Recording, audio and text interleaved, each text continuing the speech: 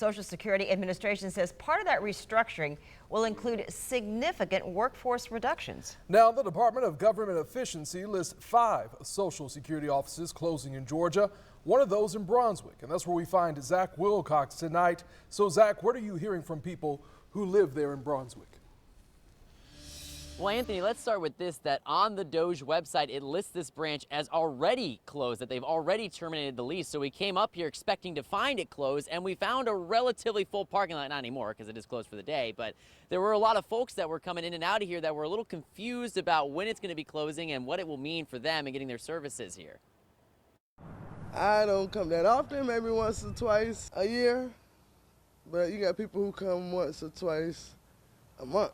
Tiffany Miles says she typically only goes to the Social Security office in person if she has an issue with her card. And online is not always easy. However, Miles says she may wind up trying to take care of her business online more often when the Brunswick office shuts down. The Department of Government Efficiency reports on its website it terminated the branch's lease, saving nearly $350,000. That leaves the next closest branches in Jacksonville, Waycross, and Savannah, each of which at least 50 miles away. Very, tragic for a lot of us.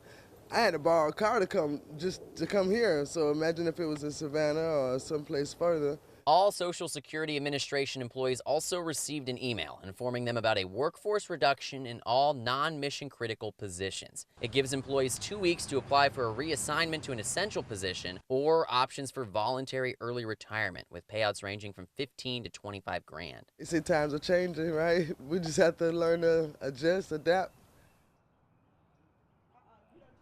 Now, I did reach out to the SSA's website, or to their media team rather, asking them a couple of key questions: when this thing will close and what it recommends for folks who are serviced by it regularly. And they gave me a response that was in the form of a statement that in part said that a lot of their hearings now are virtual, so they don't need as much physical space to have those in-person hearings. And they also mentioned they have a lot of buildings that either weren't public facing, were already getting consolidated with other buildings, or were already scheduled to close. In Brunswick, Zach Wilcox, First Coast News, on your side.